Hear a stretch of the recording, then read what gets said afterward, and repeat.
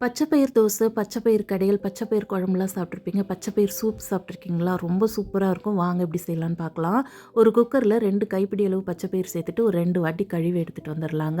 கழுவுன பச்சைப்பயிரில் 1/2 லிட்டர் தண்ணி சேர்த்துட்டு, இது கூட ஒரு கைப்பிடி அளவு சின்ன வெங்காயம், 5 போல் பூண்டு பல்லு, நல்லா பழுத்த தக்காளி பழம் 1, ஒரே ஒரு பச்சை மிளகாய், 1/2 ஸ்பூன் ஜீரகம், 1/4 ஸ்பூன் மஞ்சள் பொடி சேர்த்து மூடி கேஸில் எடுத்து வச்சுக்கலாங்க.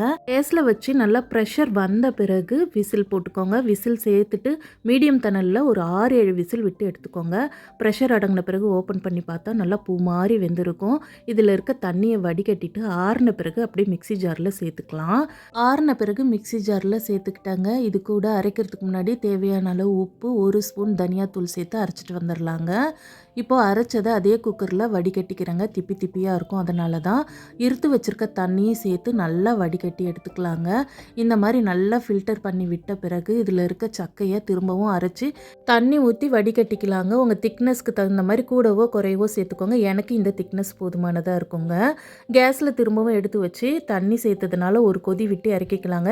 இந்த மாதிரி கொதி வந்த பிறகு நல்லா கலந்து விட்டுட்டு காரத்துக்கு தகுந்த மாதிரி 3/4 ஸ்பூன் மிளகுத்தூள், கொஞ்சமாக கொத்தமல்லி தழை தூவி நல்லா மிக்ஸ் பண்ணிவிட்டு ஸ்டவ் ஆஃப் பண்ணிவிடுங்க. அவ்வளோதான், பச்சைப்பயிறு சூப் ரெடி ஆகிடுச்சு. நீங்கள் டயட்டுக்கு குடிக்கிற மாதிரினா அப்படியே குடிக்கலாங்க. டேஸ்ட்டு சூப்பராக இருக்கும். குழந்தைங்களுக்கு கொடுக்குற மாதிரினா இந்த மாதிரி கார்ன் சிப்ஸ் போட்டு கொடுங்க. டேஸ்ட்டு சூப்பராக இருக்குங்க. ஹெல்த்தியானது. ட்ரை பண்ணி பாருங்கள்.